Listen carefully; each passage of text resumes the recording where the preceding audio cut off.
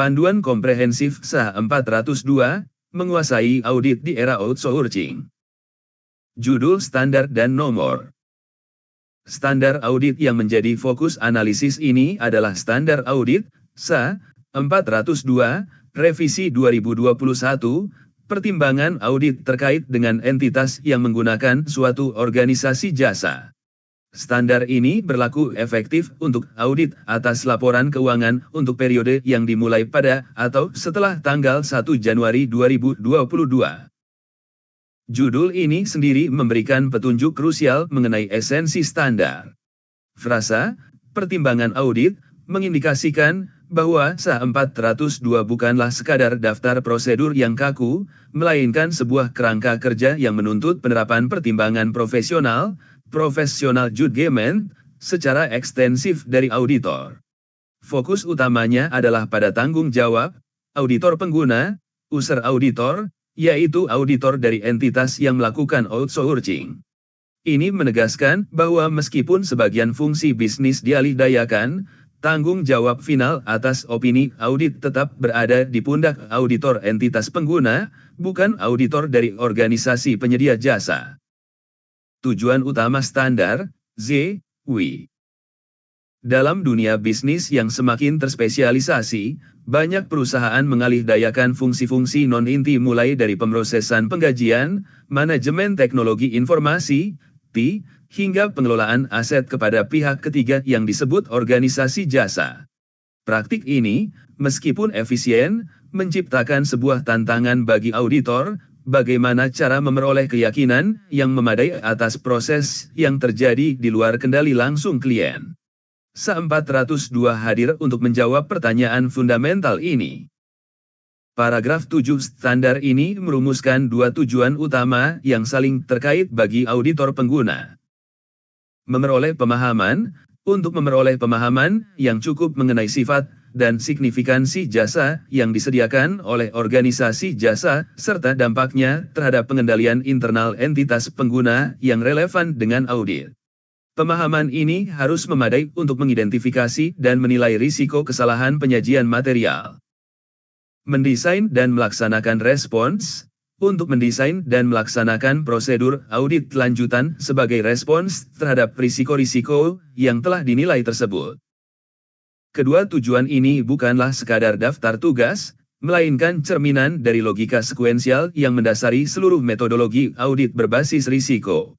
Tujuan pertama, A, adalah fase penilaian, assessment, yang secara langsung berkaitan dengan pekerjaan yang diwajibkan dalam SA 315, Revisi 2021, tentang identifikasi dan penilaian risiko.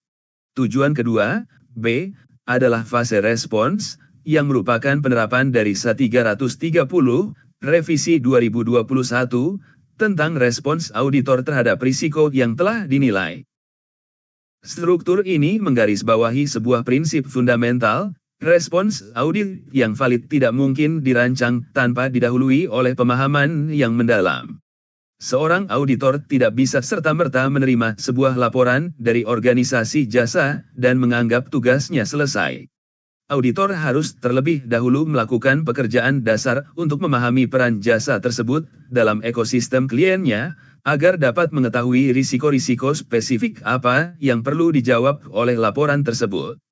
Sebuah fokus yang prematur pada pemerolehan laporan, respons, tanpa menyelesaikan fase pemahaman secara tuntas dapat berakibat pada ketergantungan berlebihan pada sebuah laporan yang mungkin tidak mencakup risiko paling signifikan bagi entitas pengguna yang spesifik tersebut.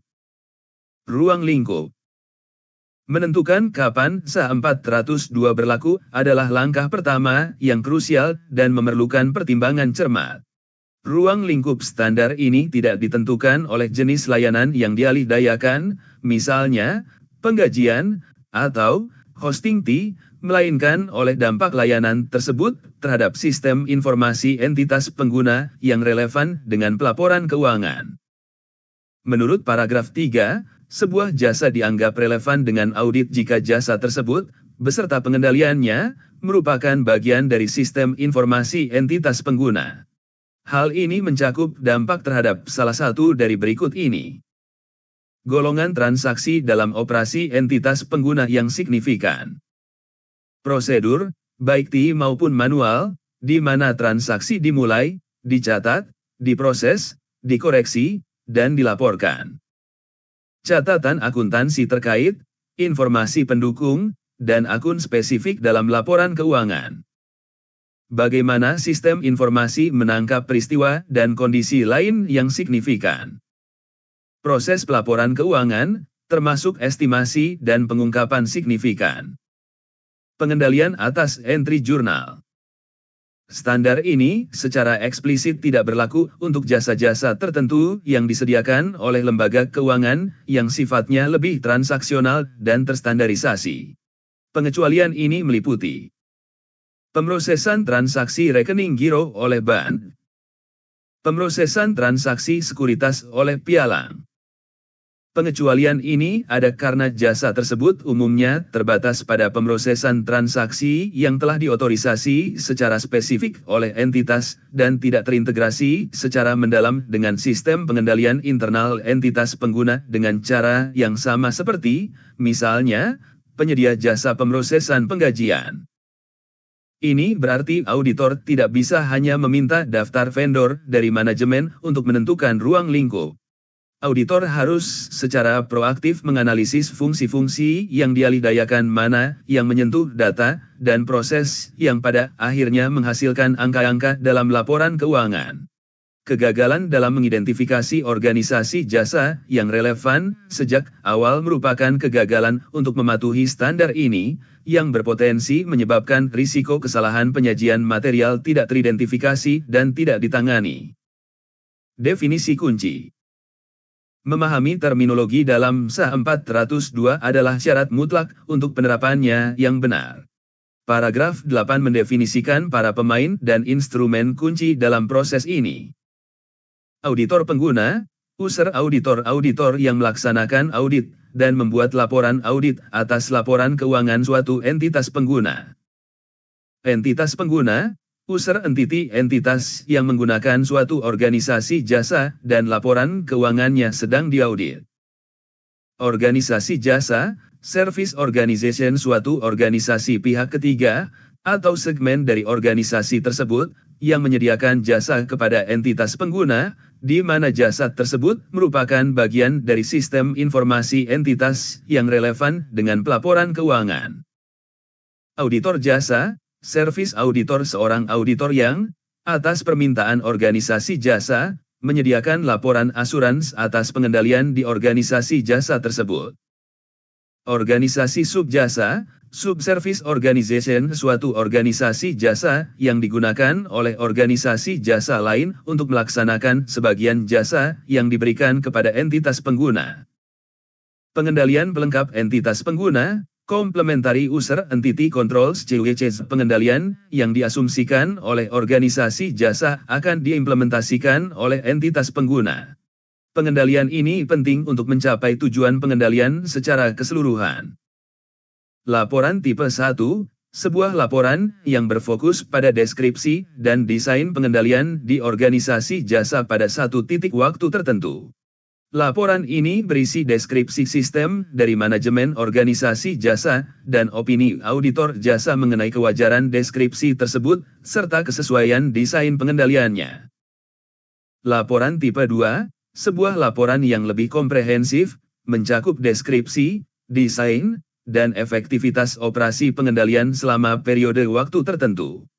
Selain berisi hal-hal yang ada di laporan tipe 1, laporan ini juga menyertakan deskripsi pengujian pengendalian yang dilakukan oleh auditor jasa beserta hasilnya, dan opini auditor jasa mengenai efektivitas operasi pengendalian tersebut. Perbedaan antara laporan tipe 1 dan tipe 2 sangat fundamental karena keduanya menyediakan tingkat bukti audit yang sangat berbeda. Laporan tipe 1 pada dasarnya adalah alat untuk fase penilaian risiko. Laporan ini membantu auditor pengguna memahami bagaimana sistem pengendalian dirancang, yang merupakan syarat dari SA 315. Namun, sebuah rancangan yang baik tidak membuktikan bahwa implementasinya berjalan efektif. Sebaliknya, Laporan tipe 2 adalah satu-satunya dari kedua laporan ini yang dapat digunakan sebagai bukti audit untuk fase respons terhadap risiko, khususnya jika auditor berencana untuk mengandalkan pengendalian di organisasi jasa untuk mengurangi pengujian substantifnya sendiri. Laporan ini memberikan bukti mengenai efektivitas operasi pengendalian, yang merupakan syarat dalam SA 330. Seorang auditor yang kurang berpengalaman bisa keliru menganggap laporan tipe 1 memberikan suatu tingkat keyakinan atas operasi pengendalian, sebuah kesalahan fatal yang dapat merusak seluruh strategi audit. Untuk memperjelas perbedaan krusial ini, tabel berikut menyajikan perbandingan langsung. Atribut. Laporan tipe 1. Laporan tipe 2. Tujuan utama. Memberikan pemahaman atas desain pengendalian. Memberikan keyakinan atas desain dan efektivitas operasi pengendalian. Lingkup. Deskripsi sistem dan kesesuaian desain pengendalian. Deskripsi sistem, kesesuaian desain, dan pengujian atas efektivitas operasi. Periode waktu. Pada satu titik waktu tertentu, aset spesifik date. Selama periode waktu tertentu, throughout a specified period. Tingkat keyakinan. Tidak memberikan keyakinan atas efektivitas operasi pengendalian. Memberikan keyakinan memadai atas efektivitas operasi pengendalian. Penggunaan dalam audit. Mendukung pemahaman auditor untuk menilai risiko, fase SA 315. Dapat digunakan sebagai bukti audit untuk mengandalkan pengendalian dan mengurangi pengujian substantif, fase SA 330. Prinsip dan konsep fundamental. SA 402 tidak berdiri sendiri, ia dibangun di atas pilar-pilar fundamental profesi audit yang dijelaskan dalam SA 200. Penerapan standar ini adalah perwujudan dari prinsip-prinsip tersebut dalam konteks outsourcing. Skeptisisme profesional, auditor pengguna tidak boleh menerima laporan auditor jasa secara membabi buta. Standar mengharuskan auditor untuk secara aktif mengevaluasi kompetensi profesional dan independensi auditor jasa, serta relevansi dan kecukupan pekerjaan yang mereka lakukan. Skeptisisme ini mendorong pertanyaan seperti, apakah auditor jasa ini kredibel? Apakah pengujian yang mereka lakukan benar-benar relevan dengan risiko klien saya? Dan, apakah ada pengecualian dalam laporan mereka yang perlu saya investigasi lebih lanjut? Pertimbangan profesional, sepanjang proses, auditor harus menggunakan pertimbangan profesionalnya. Ini termasuk dalam menentukan signifikansi jasa yang dialihdayakan, materialitas transaksi yang diproses, dan pada akhirnya, menentukan apakah bukti audit yang diperoleh sudah cukup dan tepat. Tanggung jawab utama tidak berkurang, penggunaan auditor jasa tidak mengurangi atau mendelegasikan tanggung jawab auditor pengguna atas opini audit. Paragraf 21 dan A44 dengan tegas menyatakan bahwa tanggung jawab final untuk opini atas laporan keuangan entitas pengguna tetap berada di tangan auditor pengguna. Laporan auditor jasa hanyalah salah satu bentuk bukti audit, bukan pengganti pekerjaan audit.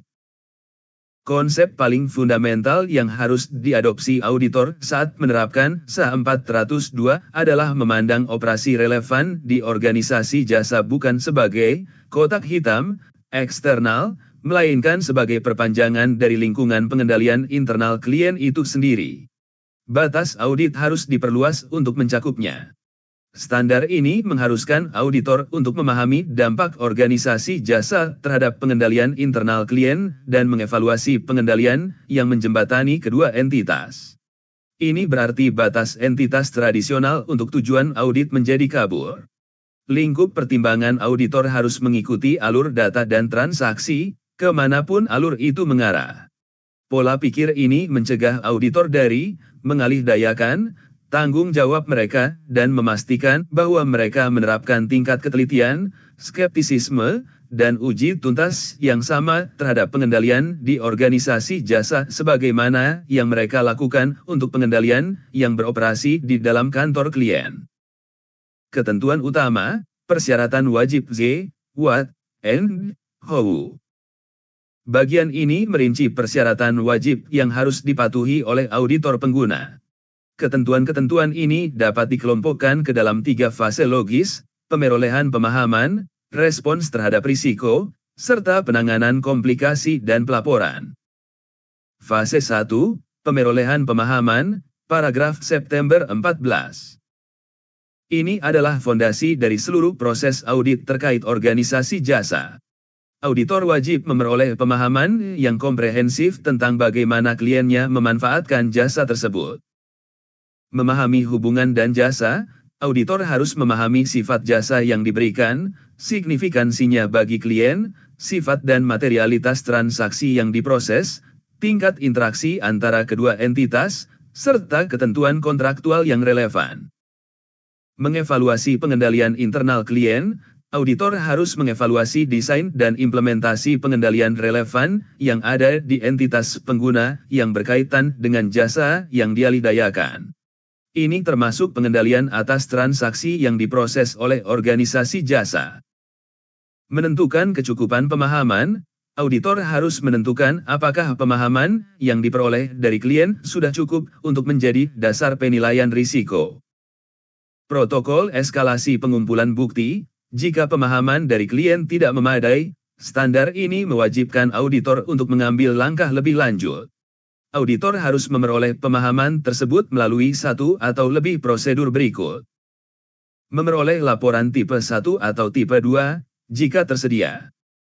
Menghubungi organisasi jasa, melalui entitas pengguna, untuk informasi spesifik. Mengunjungi organisasi jasa dan melaksanakan prosedur yang diperlukan. Menggunakan auditor lain untuk melaksanakan prosedur di organisasi jasa. Standar ini secara efektif menetapkan sebuah jalur eskalasi yang logis dan wajib. Auditor tidak bisa langsung memilih opsi termudah. Prosesnya harus dimulai dari klien. Hanya jika bukti di tingkat klien tidak mencukupi, barulah auditor dapat beralih ke prosedur yang lebih langsung di organisasi jasa. Dokumentasi perencanaan audit harus dapat membenarkan jalur yang dipilih. Auditor yang langsung menuntut kunjungan lapangan tanpa terlebih dahulu mencoba memperoleh laporan tipe 2 mungkin dianggap tidak efisien. Sebaliknya, auditor yang berhenti di tingkat klien padahal berhadapan dengan fungsi outsourcing yang sangat kompleks dan berisiko tinggi berarti telah gagal mengumpulkan bukti yang cukup. Menggunakan laporan tipe 1 atau tipe 2 untuk pemahaman, jika auditor berencana menggunakan laporan tipe 1 atau tipe 2 sebagai bukti audit, ia wajib memastikan kompetensi profesional dan independensi auditor jasa, serta mengevaluasi apakah deskripsi dan desain pengendalian dalam laporan tersebut memadai untuk tujuannya.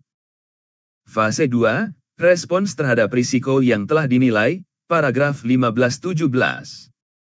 Setelah risiko dinilai, auditor harus merancang respons yang tepat.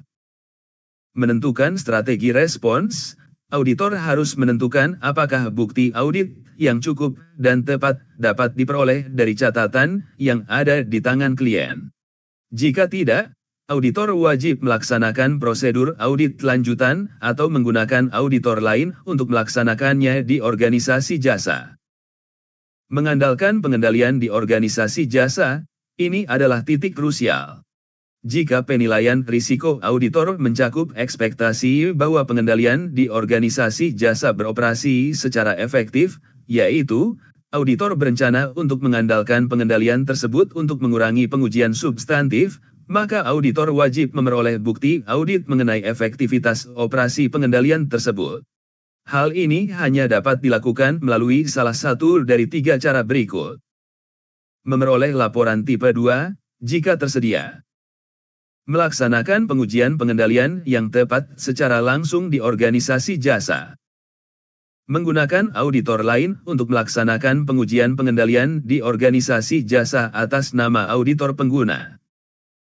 Mengevaluasi laporan tipe 2, bahkan ketika laporan tipe 2 telah diperoleh, pekerjaan auditor belum selesai. Laporan tersebut bukanlah tujuan akhir, melainkan alat yang harus dievaluasi secara kritis. Paragraf 17 mewajibkan auditor untuk melakukan evaluasi mendalam, yang mencakup. Apakah periode yang dicakup oleh laporan, deskripsi, desain, dan efektivitas operasi pengendalian sesuai dengan tujuan auditor? Apakah pengendalian pelengkap entitas pengguna, CWCs, yang diidentifikasi relevan, dan jika ya, apakah klien telah merancang, mengimplementasikan, dan menguji efektivitas operasinya?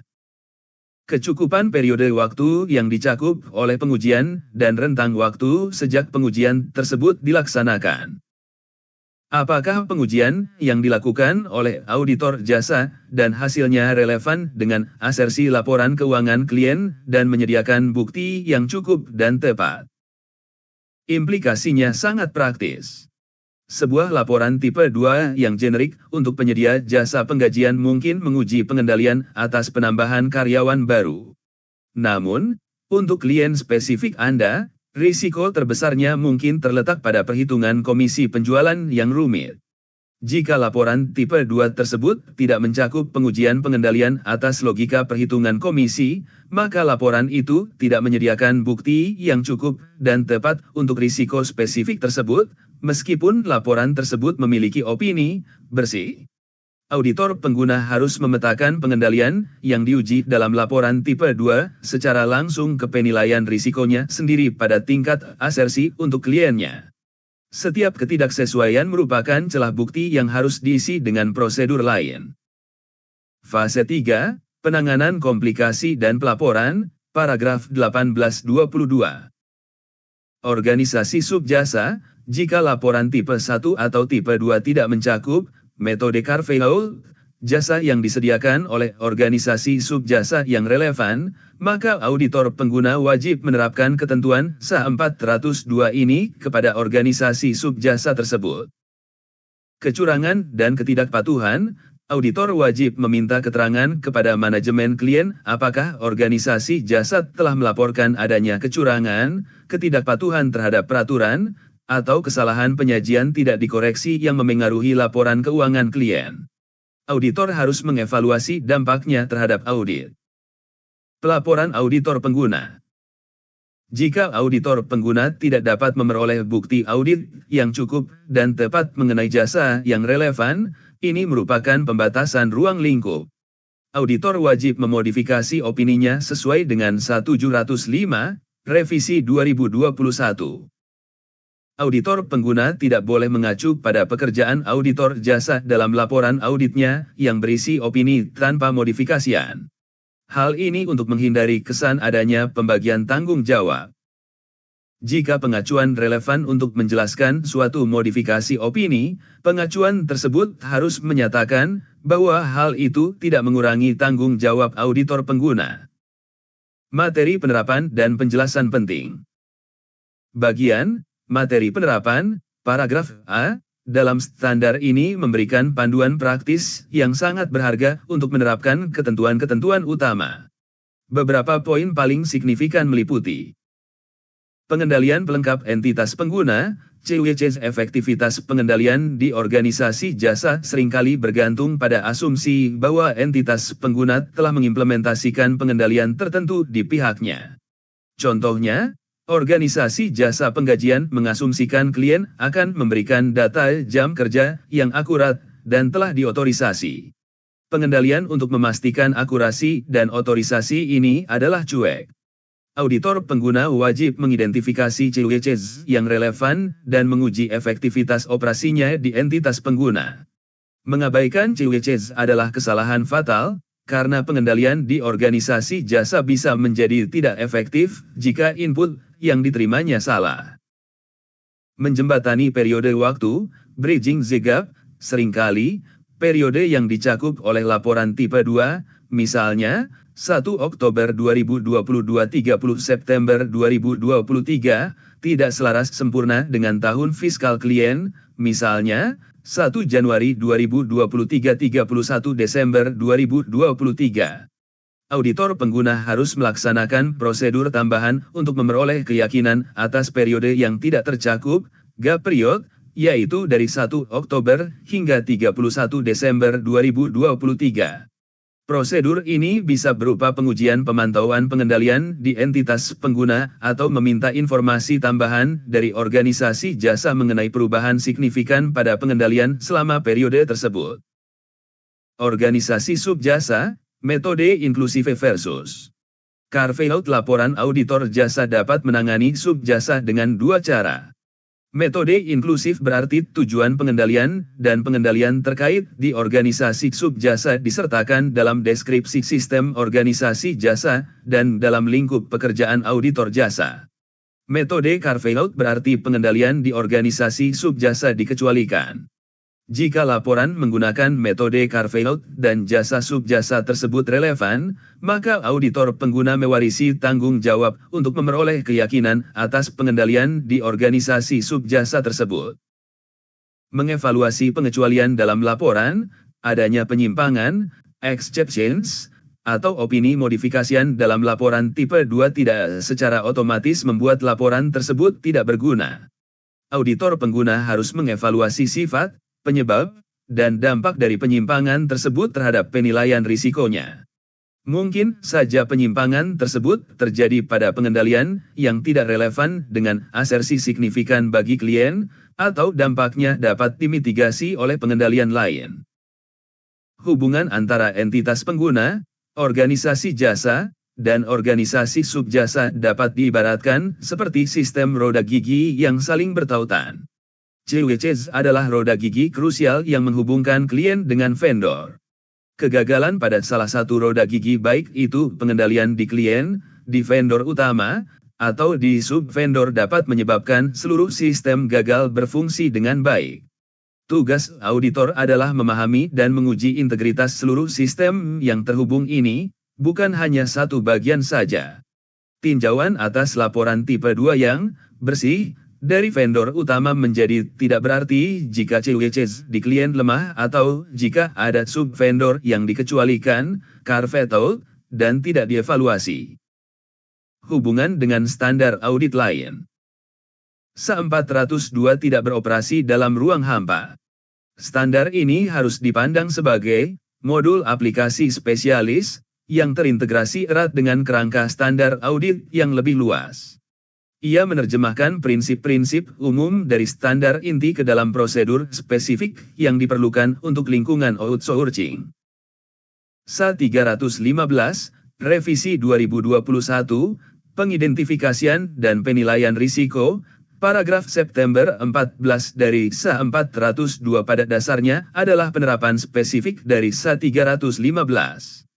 SA 315 mengharuskan auditor untuk memahami entitas dan lingkungannya, termasuk pengendalian internalnya. SA 402 memberikan panduan tentang bagaimana cara memenuhi persyaratan tersebut ketika sebagian dari lingkungan dan pengendalian internal berada di luar entitas secara fisik. SA 330, Revisi 2021, Respons Auditor terhadap Risiko yang telah dinilai, paragraf 15-17 dari SA 402 adalah penerapan langsung dari SA 330. SA 330 mengharuskan auditor untuk merancang dan melaksanakan prosedur audit sebagai respons terhadap risiko yang telah dinilai. SA 402 merinci bagaimana cara merespons risiko tersebut, terutama ketika respons tersebut melibatkan pengandalan pada pengendalian yang dioperasikan oleh organisasi jasa. SA 200, Revisi 2021, Tujuan Keseluruhan Auditor Independen, SA 402 secara konsisten menegaskan kembali prinsip-prinsip fundamental dari SA 200, seperti skeptisisme profesional, pertimbangan profesional, dan pemerolehan bukti audit yang cukup dan tepat. SA 705, Revisi 2021, Modifikasi terhadap opini, SA 402 secara eksplisit merujuk pada SA 705 dalam paragraf 20, yang menyatakan bahwa ketidakmampuan untuk memperoleh bukti audit yang cukup dan tepat dari organisasi jasa merupakan pembatasan ruang lingkup yang dapat mengarah pada opini wajar dengan pengecualian atau tidak menyatakan pendapat. SA 265, Revisi 2021, Pengomunikasian defisiensi dalam pengendalian internal, Paragraf A39 mengingatkan auditor bahwa defisiensi signifikan yang diidentifikasi selama audit termasuk yang berkaitan dengan jasa yang dialihdayakan, seperti CWC yang tidak diimplementasikan harus dikomunikasikan secara tertulis kepada manajemen dan pihak yang bertanggung jawab atas tata kelola. SA600, Revisi 2021, Audit atas Laporan Keuangan Grup, Paragraf A19 menyarankan bahwa panduan dalam SA600 tentang penggunaan pekerjaan auditor lain, auditor komponen, dapat diadaptasi dan bermanfaat ketika auditor pengguna menggunakan auditor lain untuk melaksanakan prosedur di organisasi jasa. Memahami SA402 sebagai modul aplikasi ini membantu menghilangkan misteri di sekitarnya. Ini bukanlah seperangkat aturan baru yang harus dihafal dari nol, melainkan panduan untuk menerapkan aturan-aturan inti yang sudah dikenal auditor dalam sebuah konteks yang lebih kompleks. Implikasi praktis bagi auditor. Menerjemahkan bahasa formal standar ke dalam praktik sehari-hari menyoroti beberapa implikasi penting. Penerapan SA402 yang efektif menuntut pergeseran dari pengumpulan bukti yang reaktif menjadi perencanaan proaktif dan edukasi klien. Auditor harus terlibat dengan klien sejak dini, idealnya pada tahap perencanaan audit untuk mengidentifikasi semua jasa yang dialihdayakan dan mendiskusikan implikasi auditnya. Kunci dari keberhasilan ini terletak pada kontrak antara entitas pengguna dan organisasi jasa. Agar auditor dapat memperoleh laporan tipe 2 atau mendapatkan akses ke organisasi jasa, klien harus memiliki hak kontraktual untuk melakukannya. Banyak klien tidak menyadari hal ini dan mungkin menandatangani kontrak yang justru menghambat proses audit mereka sendiri. Auditor yang proaktif akan mengidentifikasi dini pada awal perikatan, menanyakan tentang semua vendor pihak ketiga yang signifikan dan meminta untuk meninjau kontrak atau service level agreements, etc. Mendidik klien, menjelaskan kepada klien mengapa laporan dari organisasi jasa, khususnya tipe 2, atau hak untuk mengaudit sangat penting untuk efisiensi dan efektivitas audit laporan keuangan mereka. Memberikan rekomendasi, menyarankan klien untuk memasukkan klausul, hak untuk mengaudit, right to audit, atau klausul yang mewajibkan penyediaan laporan tipe 2 dalam semua kontrak baru atau saat perpanjangan kontrak dengan organisasi jasa. Pendekatan ini mengubah peran auditor dari sekadar pemeriksa menjadi penasihat terpercaya dalam manajemen risiko terkait outsourcing. Ini tidak hanya membantu klien menghindari potensi pembatasan ruang lingkup audit di masa depan, tetapi juga memperkuat pengawasan mereka terhadap vendor. Hal ini mengubah persyaratan audit dari sekadar beban kepatuhan menjadi sebuah rekomendasi praktik terbaik yang memberikan nilai tambah bagi bisnis klien. Contoh sederhana. Untuk mengilustrasikan konsep-konsep kompleks dalam SA402, mari gunakan sebuah analogi sederhana, mengalihdayakan pemrosesan penggajian diibaratkan seperti menyewa kontraktor spesialis untuk membangun fondasi rumah. Skenario, klien Anda, pemilik rumah, menyewa sebuah perusahaan konstruksi ternama, organisasi jasa, untuk membangun fondasi rumahnya, memproses penggajian. Anda, sebagai auditor klien, inspektur independen yang disewa pemilik rumah, perlu keyakinan bahwa fondasi tersebut kuat dan andal, data penggajian akurat dan lengkap. Fase 1, pemerolehan pemahaman, Anda tidak langsung pergi ke lokasi konstruksi. Pertama, Anda berbicara dengan pemilik rumah. Bagaimana ia memilih kontraktor? Apa saja isi kontraknya? Bagaimana pemilik rumah memberikan instruksi, misalnya, gambar denah, kepada kontraktor. Dan bagaimana pemilik rumah memeriksa pekerjaan yang sudah selesai, misalnya, laporan kemajuan. Ini adalah pemahaman awal Anda dari entitas pengguna.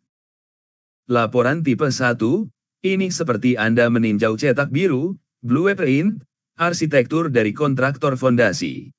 Seorang ahli independen telah memeriksa dan menyatakan bahwa desain fondasinya bagus dan sesuai standar bangunan. Ini memberitahu Anda bahwa kontraktor memiliki rencana yang baik untuk membangun fondasi yang kuat. Namun, ini sama sekali tidak memberitahu Anda apakah pembangunan sebenarnya berjalan sesuai rencana. Laporan tipe 2, ini adalah laporan dari seorang inspektur independen lain yang mengunjungi lokasi konstruksi setiap minggu selama 6 bulan. Ia menguji sampel beton, mengukur jarak tulangan baja, dan mengamati para pekerja. Laporannya menyimpulkan bahwa fondasi tersebut dibangun secara efektif sesuai dengan rencana yang baik selama periode pembangunan. Laporan inilah yang memberi Anda keyakinan nyata bahwa Anda bisa mengandalkan kekuatan fondasi tersebut. Pengendalian pelengkap, cuek rencana kontraktor mengasumsikan bahwa pemilik rumah akan memberikan data survei tanah dan batas-batas properti yang benar. Jika pemilik rumah memberikan informasi yang salah, misalnya, menyerahkan data jam kerja karyawan yang tidak akurat, maka kontraktor akan membangun fondasi yang sempurna tetapi di lokasi yang salah. Sebagai inspektur, tugas Anda juga mencakup memeriksa apakah pemilik rumah telah melakukan bagiannya dengan benar. Pembatasan ruang lingkup, jika kontrak dengan kontraktor melarang adanya inspektur luar di lokasi mereka, dan mereka juga menolak memberikan laporan dari inspektur internal mereka, maka Anda tidak memiliki cara untuk memastikan kekuatan fondasi tersebut. Anda harus melaporkan kepada bank yang memberikan KPR, para pemegang saham, bahwa Anda tidak dapat memperoleh bukti yang cukup dan tepat mengenai bagian yang sangat krusial dari rumah tersebut. Ini adalah pembatasan ruang lingkup yang akan berdampak pada laporan akhir Anda.